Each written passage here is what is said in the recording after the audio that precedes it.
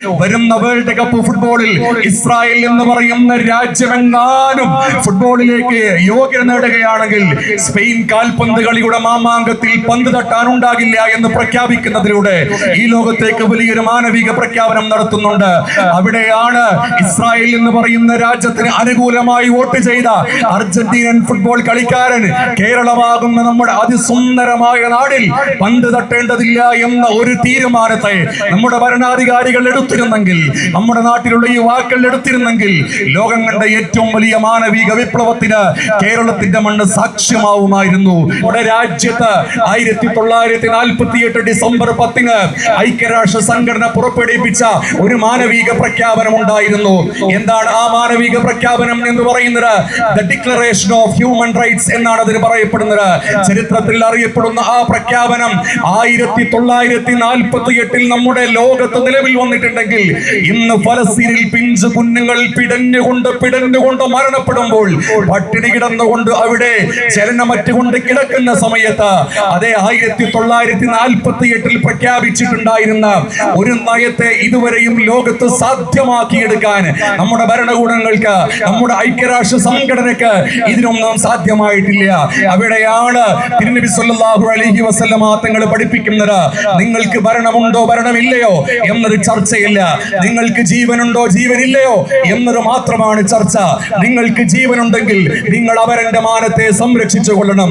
സഫാ കുന്നിന്റെ മുകളിൽ ചെന്നുകൊണ്ട് ലോകം കണ്ട ഏറ്റവും വലിയ മാനവിക പ്രഖ്യാപനമായ തിരുനബി സല്ലല്ലാഹു അലൈഹി വസല്ലമ തങ്ങളുടെ മനുഷ്യാവകാശ പ്രഖ്യാപനം എന്ന ചരിത്രങ്ങളിൽ രേഖപ്പെടുത്തി വെച്ച ഹജ്ജത്തുൽ വദാ എന്ന് പറയുന്ന പ്രഭാഷണം, ആ പ്രഭാഷണത്തിൽ തിരുനബി സല്ലല്ലാഹു അലൈഹി വസല്ലമ തങ്ങളുടെ അധ്യാപനം എത്ര മനോഹരമായിരുന്നു. ഓ പ്രിയപ്പെട്ട ജനങ്ങളെ, ഓ പ്രിയപ്പെട്ട മുസ്ലിമീങ്ങളെ എന്നല്ല തിരുനബി സല്ലല്ലാഹു അലൈഹി വസല്ലമ തങ്ങൾ അഭിസംബോധന ചെയ്തത്. ഓ പ്രിയപ്പെട്ട ജനങ്ങളെ, നിങ്ങളിൽ അറബിക്ക് അനറബിയേക്കാൾ പ്രത്യേകതയില്ല, അനറബിക്ക് അറബിയേക്കാൾ പ്രത്യേകതയില്ല. കറുത്തവന് വെളുത്തവനേക്കാൾ പരിഗണനയില്ല, വെളുത്തവന് കറുത്തവനേക്കാൾ പരിഗണനയില്ല. നിങ്ങളിൽ പരിഗണനയുള്ളത്, നിങ്ങളിൽ ഉയർച്ചയും താഴ്ചയും ഉള്ളത്, നിങ്ങളിൽ സൽക്കർമ്മങ്ങൾ ചെയ്യുന്നവൻ ആരാണോ അവൻക്ക് മാത്രമാണ് എന്ന പ്രഖ്യാപനത്തിലൂടെ എല്ലാ രൂപത്തിലുള്ള ജാതീയ വ്യത്യാസങ്ങളെയും തുടച്ചു നീക്കിക്കൊണ്ട് മനുഷ്യനെ നന്മയിലേക്ക് പ്രേരിപ്പിക്കുകയായിരുന്നു മാനവികതയുടെ പ്രവാചകനായ സയ്യിദുനാ റസൂലുള്ളാഹി സ്വല്ലല്ലാഹു അലൈഹി വസല്ലമ തങ്ങൾ. യുദ്ധത്തിൽ തടവുകാരെ പിടിച്ചടക്കപ്പെട്ടുകൊണ്ട് മൃഗീയമായി കൊല ചെയ്യപ്പെട്ടുകൊണ്ടിരിക്കുന്ന കാഴ്ചയാണ്. എന്താണ് ഇസ്രായേലിലുള്ള പട്ടാളക്കാരുടെ നിലവിലുള്ള അവസ്ഥ? അതേ മാധ്യമങ്ങൾ റിപ്പോർട്ട് ചെയ്തല്ലോ. യുദ്ധത്തിൽ പങ്കെടുത്ത പല പട്ടാളക്കാരും ഇന്ന് വേറെ ഒരു ലോകത്തേക്ക് സഞ്ചരിച്ചു കൊണ്ടിരിക്കുകയാണ്. ലീവ് എടുത്തുകൊണ്ട് മറ്റുള്ള രാജ്യങ്ങളിലേക്ക് സല്ലാപത്തിന് പോവുകയാണ്. എന്തുകൊണ്ട്? അവരുടെ മനസ്സ് അത്രത്തോളം മരവിച്ചു കഴിഞ്ഞിട്ടുണ്ട്. അവർക്ക് ചിരിക്കാൻ കഴിയുന്നില്ല. അത്ര വലിയ നരാധമായ പ്രവർത്തനങ്ങളിലൂടെയാണ് ഒരു രാജ്യത്തുള്ള പിഞ്ചു കുഞ്ഞുങ്ങളടക്കമുള്ള ജനങ്ങളെ ചുട്ടരിച്ചുകൊണ്ട് കൊല ചെയ്യപ്പെടുന്നത് എന്ന് കേൾക്കുന്ന സമയത്താണ് തിരുനബി സല്ലല്ലാഹു അലൈഹി വസല്ലമ തങ്ങളുടെ മക്കം ഫത്ഹിന്റെ അവസരത്തെ നാം വായിക്കേണ്ടത്.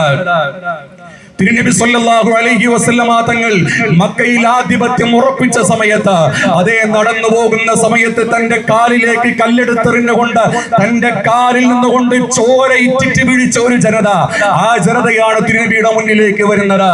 അതേ തന്റെ കഴുത്തിലേക്ക് ഒട്ടകത്തിന്റെ കുടൽമാലയിട്ട ഒരു ജനത, തന്റെ പ്രിയപ്പെട്ടവനായ പിതൃവ്യ സഹോദരനെ കുത്തിക്കൊല ചെയ്യപ്പെട്ടിട്ടുണ്ടായിരുന്ന ഒരു ജനത, ആ ജനതയാണ് തിരുനബി സല്ലല്ലാഹു അലൈഹി വസല്ലമ തങ്ങളുടെ മുന്നിലേക്ക് വരുന്നത്. വരുന്ന സമയത്ത് അവരുടെ മുന്നിൽ വേറെ ഓപ്ഷൻ ഇല്ല.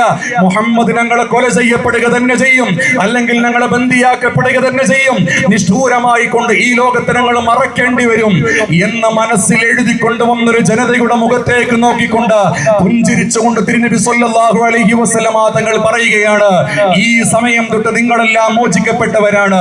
നിങ്ങൾക്ക് ഇഷ്ടമുള്ളതുപോലെ ജീവിക്കാം, നിങ്ങൾക്ക് അമ്പലത്തിൽ പോകാം, നിങ്ങൾക്ക് ദേവാലയങ്ങളിൽ പോകാം, ഇഷ്ടമുള്ളത് ഉടുക്കാം, ഇഷ്ടമുള്ളത് ധരിക്കാം, ഇഷ്ടമുള്ളത് ഭക്ഷിക്കാം, ഒന്നിനും തന്നെ യാതൊരു വിലക്കുകളുമില്ല എന്ന് പ്രഖ്യാപിച്ചുകൊണ്ട് ഏത് മതസ്ഥനും അവിടെ ജീവിക്കുവാനുള്ള അവകാശത്തെ നേടിക്കൊടുത്ത ലോകം കണ്ട ഏറ്റവും നല്ല ഭരണാധികാരിയായിരുന്നു സയ്യിദുനാ റസൂലുള്ളാഹി.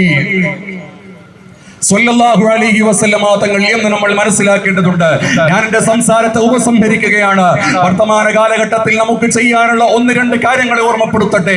ഫലസ്തീൻ ജനത എന്ന് പറയുന്ന ജനതയോട് ഐക്യപ്പെടുക എന്നുള്ളതാണ് ഇന്ന് നമുക്ക് ചെയ്യാനുള്ള ഏറ്റവും വലിയ മാനവിക പ്രവർത്തനം എന്ന് നമ്മൾ മനസ്സിൽ എഴുതി വെക്കേണ്ടതുണ്ട്. ഞാനിത് ഓർമ്മപ്പെടുത്തുന്നത് കേരളക്കര വരുന്ന നവംബർ മാസത്തിൽ ഫുട്ബോളിന്റെ മിശിഹായെ കാത്തിരിക്കുകയാണ്. ഫുട്ബോളിന്റെ മിശിഹായെ കേരളക്കര കാത്തിരിക്കുന്നതായ ഈ ഒരു സമയത്ത് നമ്മൾ മനസ്സിലാക്കി വെക്കേണ്ടത്, ഐക്യരാഷ്ട്ര സംഘടനയിൽ സ്വതന്ത്ര ഫലസ്തീൻ എന്ന് പറയുന്ന രാജ്യത്തെ എതിർത്തുകൊണ്ട് വോട്ട് ചെയ്തത് 10 രാജ്യങ്ങളാണ്.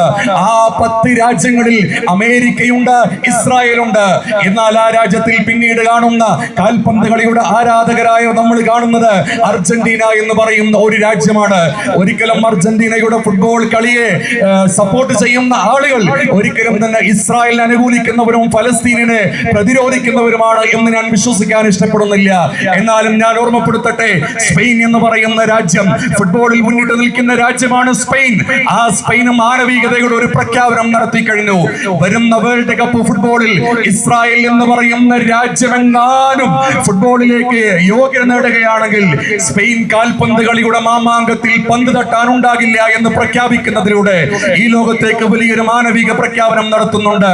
അവിടെയാണ് ഇസ്രായേൽ എന്ന് പറയുന്ന രാജ്യത്തിന് അനുകൂലമായി വോട്ട് ചെയ്ത അർജന്റീനൻ ഫുട്ബോൾ കളിക്കാരൻ കേരളമാകുന്ന നമ്മുടെ അതിസുന്ദരമായ നാടിൽ പന്ത് തട്ടേണ്ടതില്ല എന്ന ഒരു തീരുമാനത്തെ നമ്മുടെ ഭരണാധികാരികൾ എടുത്തിരുന്നെങ്കിൽ, നമ്മുടെ നാട്ടിലുള്ള യുവാക്കൾ എടുത്തിരുന്നെങ്കിൽ, ലോകം കണ്ട ഏറ്റവും വലിയ മാനവിക വിപ്ലവത്തിന് കേരളത്തിന്റെ മണ്ണ് സാക്ഷ്യമാവുമായിരുന്നു.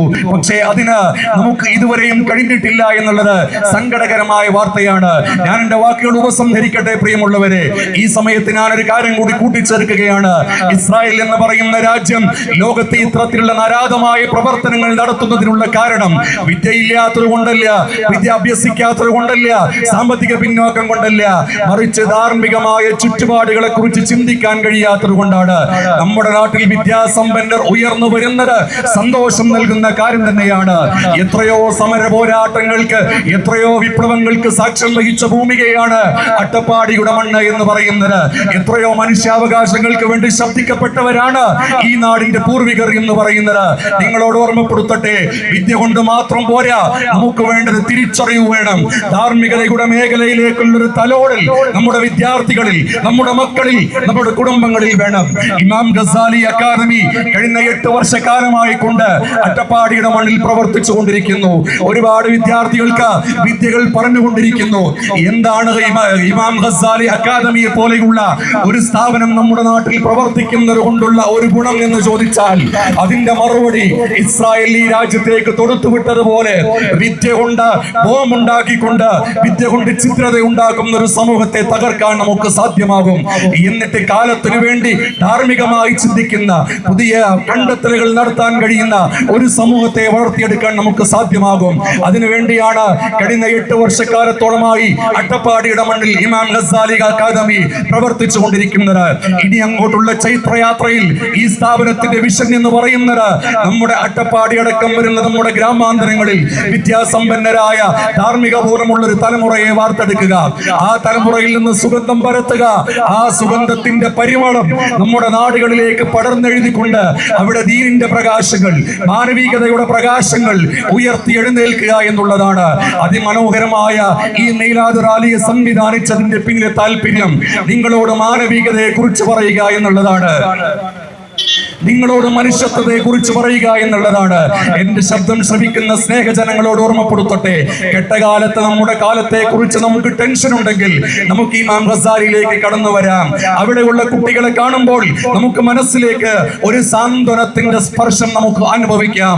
ഈ ജനത വളർന്നു വന്നാൽ നമ്മുടെ നാട്ടിൽ ധാർമ്മിക ബോധമുണ്ടാകും, നമ്മുടെ നാട്ടിൽ മാനവിക ബോധമുണ്ടാകും, മാനവികതയുടെ പ്രയാണങ്ങൾ നടക്കും. ഇനി അങ്ങോട്ടുള്ള യാത്രകളിൽ നിങ്ങളുടെ ഒരു കുഞ്ഞിനെ പോലെ ഇമാം ഗസാലിയിലെ കുഞ്ഞുങ്ങളെ നിങ്ങൾ കാണണം. നിങ്ങളുടെ കുടുംബത്തെ പോലെ ഇമാം ഗസാലി അക്കാദമിയെ നിങ്ങൾ ചേർത്ത് പിടിക്കണം. ഒരുമിച്ചുള്ള യാത്രയിൽ നിങ്ങളും ഉണ്ടാകണം എന്ന് ഓർമ്മപ്പെടുത്തിക്കൊണ്ട് എന്റെ വാക്കുകൾ ഉപസംഹരിക്കുന്നു.